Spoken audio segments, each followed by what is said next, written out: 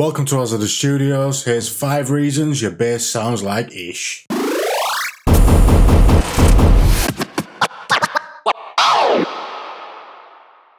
Okay, so number 1, your bass is too low. Now don't look at me stupid. Yes, we want our bass to be low, but yes, it can be too low. You won't go fooling me twice now, baby.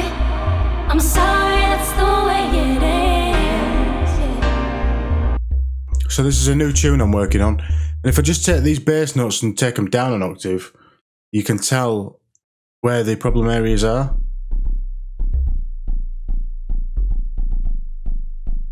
You can see these notes at the bottom are really too low. The ones at the top don't sound too bad, but again, these at the end just don't sound right. So if you think your bass might be too low, what I'd try doing is selecting all your bass notes and shifting them up an octave, see if it sounds any better. If you can't tell by the sound of it, then we can try grabbing an EQ. And we want our bass to be hitting around between 60 and 120 Hz, depending on whether it's a live guitar. It might be a lot higher, up to 250 Hz. But for a lot of electronic music, it's usually in the lower range. So as you can see, this bass is hitting around 40 Hz, and that's after dropping the octave. So what I'm going to do is bring it back up an octave.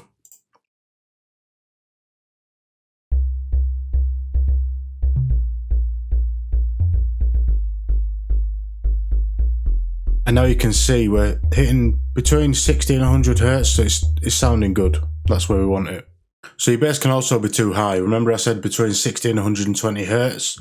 Give or take, like I said, sometimes you could be going up to 250, depending on the style of music that you're producing. This is as easy as checking if it's too low. Just grab all your notes and shift them down an octave. So for this example, what I'm going to do is grab all my notes and shift them up an octave. And as you can hear, they don't sound that great. It's still a bass, it's just too high. I'm going to grab an EQ and check that out. As you can see, we're hitting around 130 there, 140, 130, 140. And we want our bass to be hitting around 60 and 120. So we're going to drop that back down. And there we go.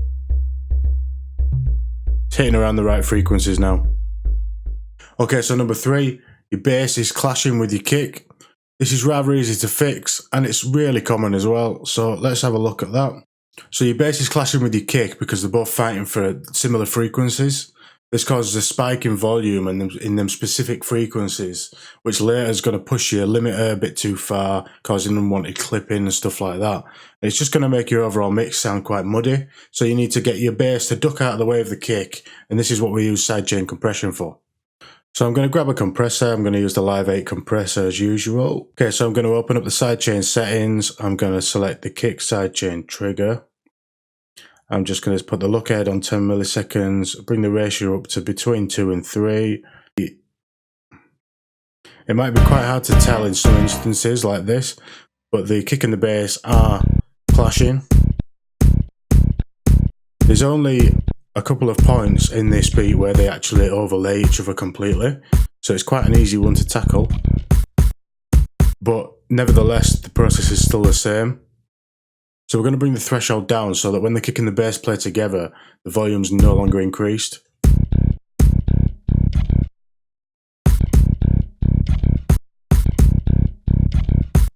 You might just have to play with this for a little bit to get it sounding right.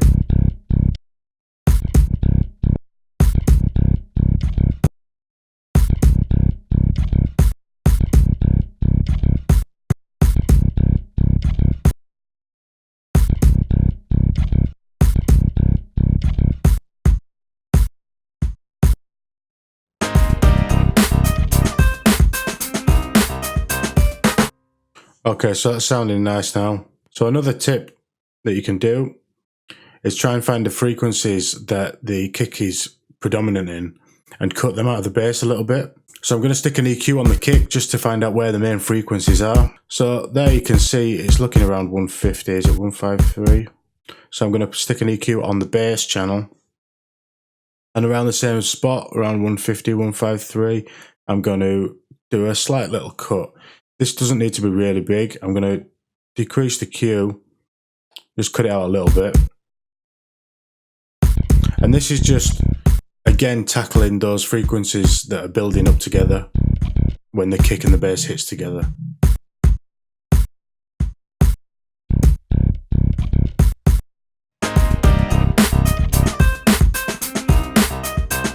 Okay, so number 4, you haven't EQ'd your bass properly.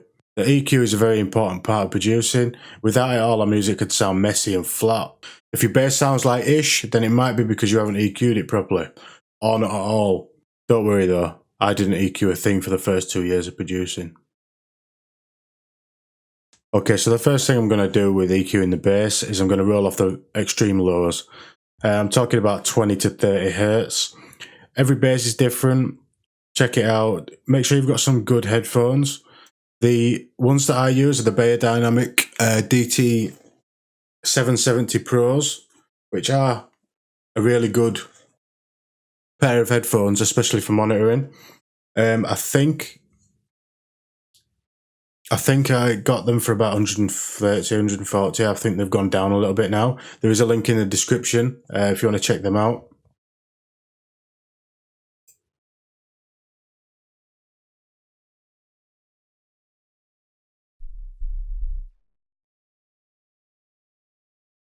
Okay, so I'm just going to roll off around there.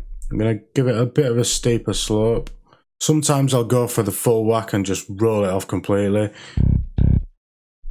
Just depends how you want your bass to sound. What we're basically doing is just cutting all the inaudible stuff out. And then what we're going to do is roll off the high end. And we want to check that we're not taking off anything that removes any character from the sound. We just don't want any unwanted frequencies. Okay, so what I'm going to do is stick another EQ on, and this time we're going to take out any resonant frequencies, anything that sounds really bad when we boost it.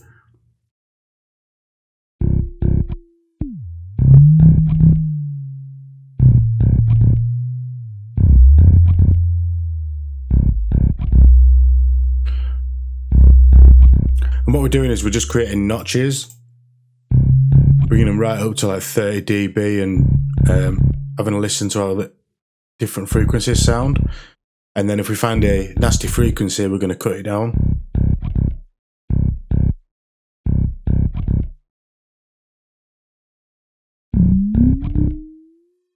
See, that one sounds quite bad.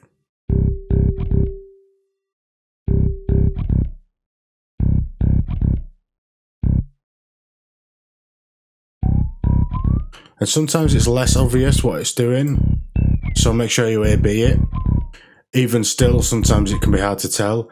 I find it's a lot more obvious on stuff like pianos and leads that to tell what you're doing when you're taking out these resonant frequencies. On the bass sounds, especially this one, it's not making that much difference, but it is improving it.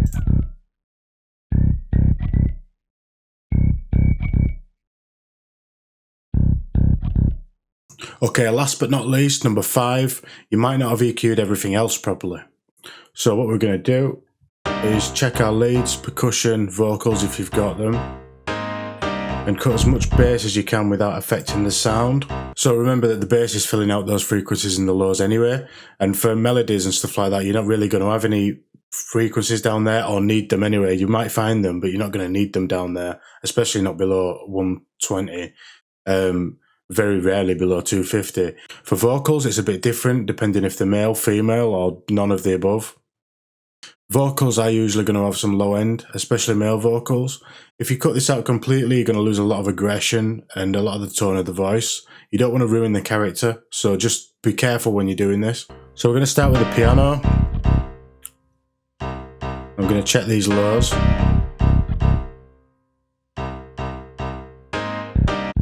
As you can see, there's quite a lot of information down there.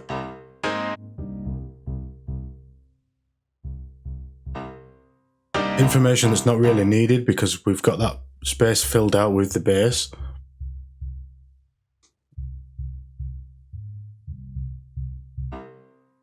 As you can hear, by cutting that, we're not really affecting the sound too much. On its own, it does sound like a big change, But when the rest of the track's in, it's not going to sound that different, and it's just going to clean it up a lot because the bass is covering that.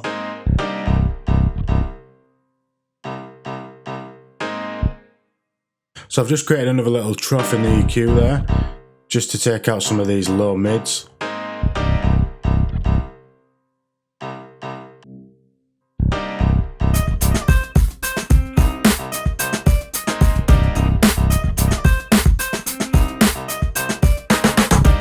So let's move on to the guitar. This sounds like quite a high octave, but I guarantee we'll be surprised. So we've got quite a lot of low information there that we really don't need at all. So we're going to cut that out.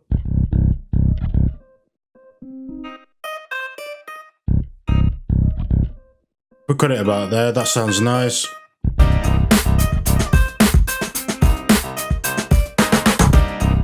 Okay, so that was 5 reasons your bass sounds like ISHH. If you like this video, remember to like and share and subscribe and ring the bell to keep up to date with future videos. Thanks for watching. I'll see you next time. You won't go fooling me twice now, baby.